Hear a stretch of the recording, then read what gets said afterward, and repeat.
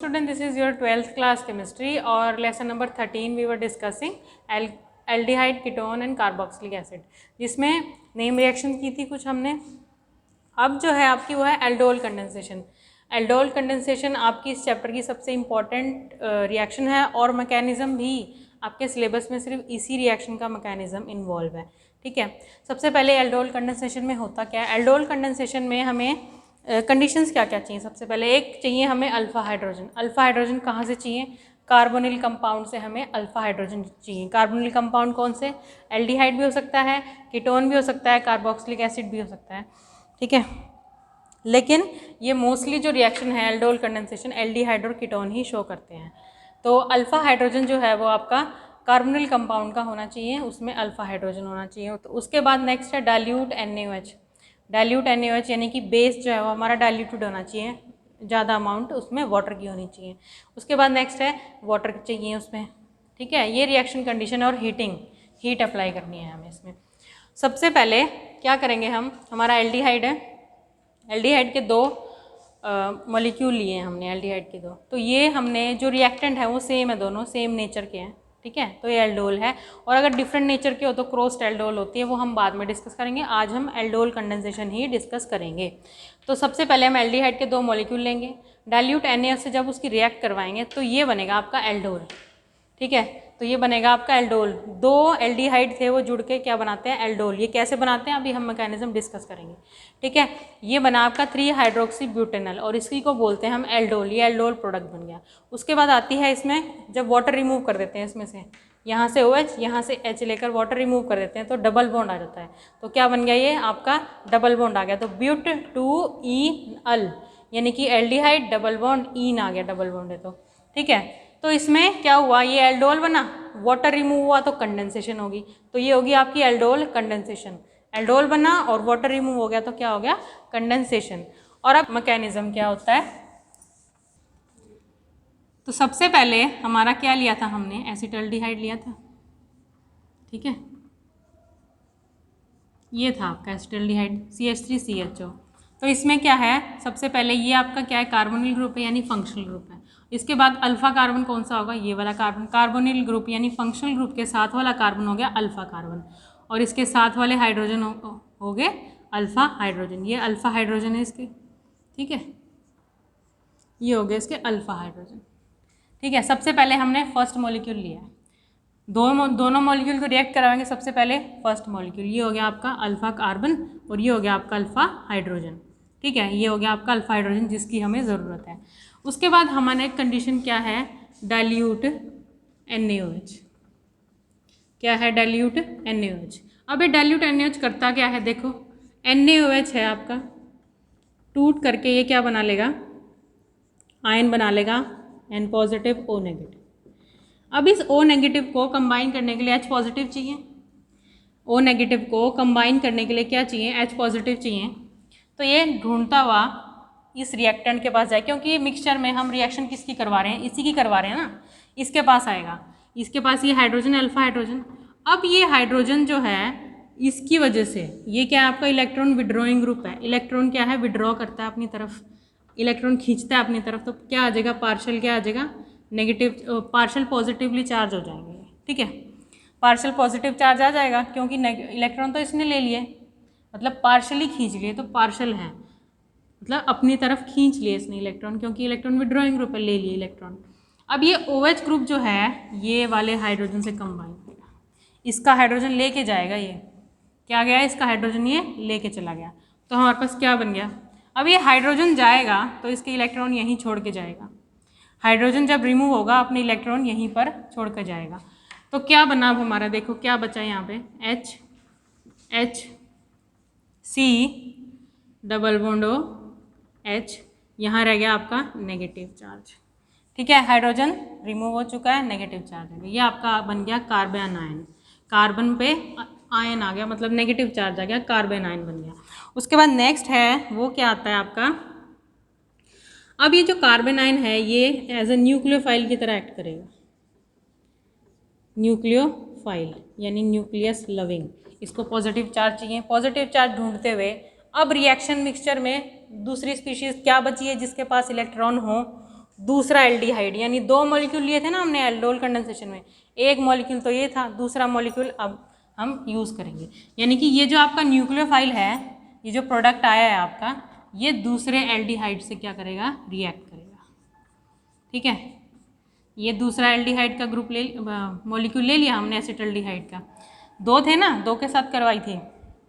अब क्या होगा देखो ज़रा, ये न्यूक्लियोफाइल नेगेटिव चार्ज है। ठीक है, न्यूक्लियोफाइल क्या है, ये नेगेटिव चार्ज है।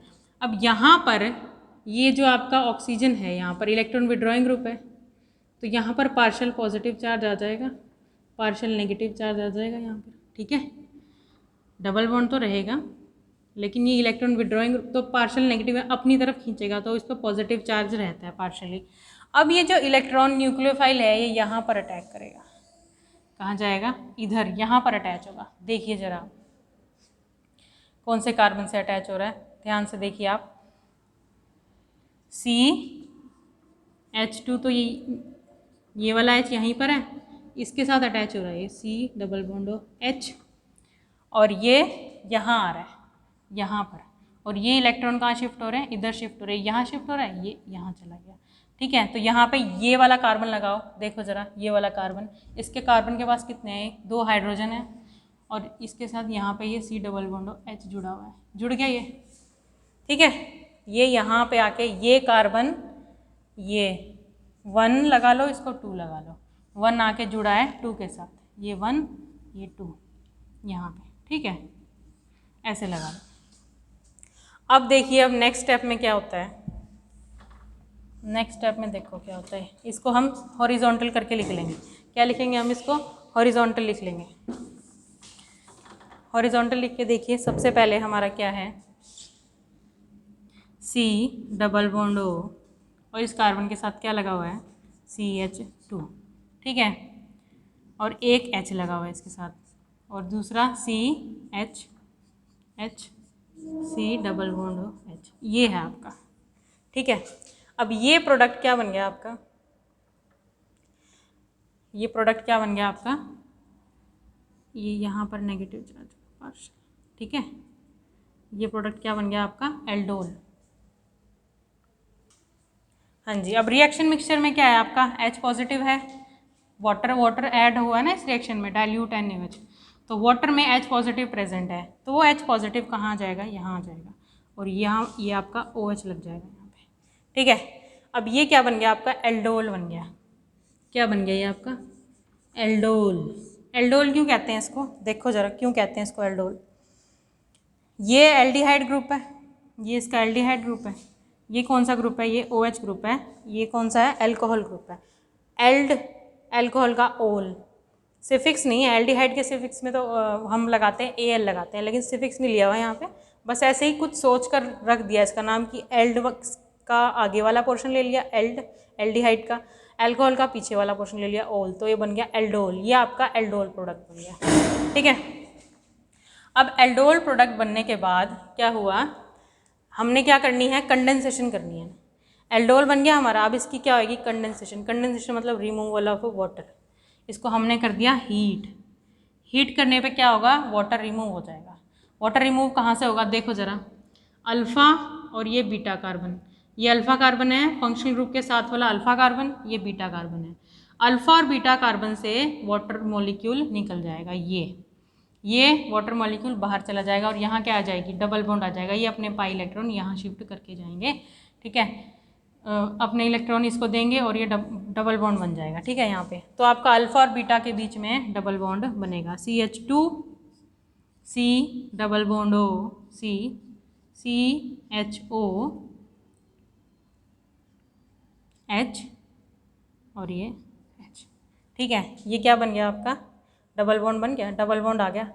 ठीक है, तो एल्डिहाइड और ये क्या है आपका, ईन, डबल बॉन्ड ईन आ गया, मिथ इथ प्रोप ब्यूट, ब्यूट आ गया ये। ठीक है, तो इसका क्या नाम लिखेंगे आप, ब्यूट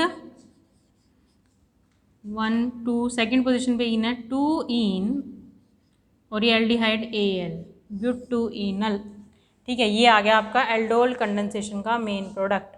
ठीक है, तो हमारा कहाँ से स्टार्ट हुआ था, एक एल्डिहाइड मॉलिक्यूल से स्टार्ट हुआ, डाइल्यूट NaOH से रिएक्ट करवाया, हमारा बना कार्बन एनायन, जो कि एज न्यूक्लियोफाइल की तरह अटैक करके दूसरे मॉलिक्यूल एल्डिहाइड पे अटैक करेगा और बना लेगा आपका एल्डोल प्रोडक्ट। अब एल्डोल में से हमने करना है वाटर रिमूव, वाटर रिमूव करके हमारी होगी कंडेंसेशन।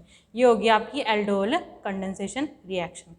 इस रिएक्शन में अगर हम इसकी रिएक्टेंट को अलग अलग ले लें, मान लो हमने यहाँ पे 2 एल्डिहाइड सेम लिए थे, ठीक है, अगर हम एल्डिहाइड अलग अलग ले लें, ठीक है, तो मान लो ये एक तो यही है, दूसरा अगर हमने कार्बन बढ़ा के ले लिया, ये ले लिया CH2 C double bond OH, पहले तो यहाँ तक लिया था ना, एक एक्स्ट्रा ग्रुप ले लिया हमने इसमें, तो ये क्या आ गया, अगर हम इन दोनों की रिएक्शन करवाएं तो क्या हो जाएगा, ये क्रॉस्ड एल्डोल हो जाएगी।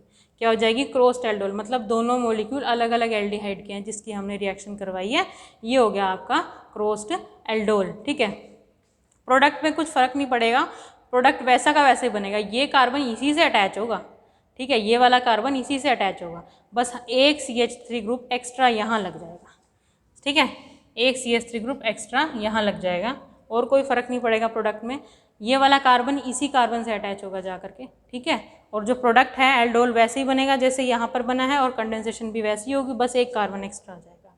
ठीक है, तो इस एल्डोल कंडेंसेशन को अच्छे से कीजिए, ठीक है, मैकेनिज्म को पहले लिख के देखिए, 2 बार ज़रूर करना है इसको, 2 बार मैकेनिज्म करेंगे और आपको आ जाएगा। आपको क्वेश्चन कैसे दिए होंगे, आपको रिएक्टेंट दे दिए जाएंगे डाइल्यूट NaOH, आपको बताना है प्रोडक्ट क्या बनेगा, एल्डोल आपको बना के दिखानी है। एल्डोल आपको बनाना नहीं आता होगा, तो अगर आपको आता होगा तो चाहे रिएक्टेंट किसी भी टाइप के एल्डिहाइड दिए हों, ये एल्डिहाइड कुछ भी हो सकता है, कितना ही बड़ा हो सकता है ये, ठीक है, और ये भी कितना ही बड़ा हो सकता है, तो जो आपका प्रोडक्ट बनेगा ना, जो एल्डोल है, वो आपको पता होना चाहिए कौन सा कार्बन कहाँ से अटैच है, ये कार्बन ग्रुप से कोई फ़र्क नहीं पड़ना चाहिए कितना ही बड़ा हो ये, ठीक है।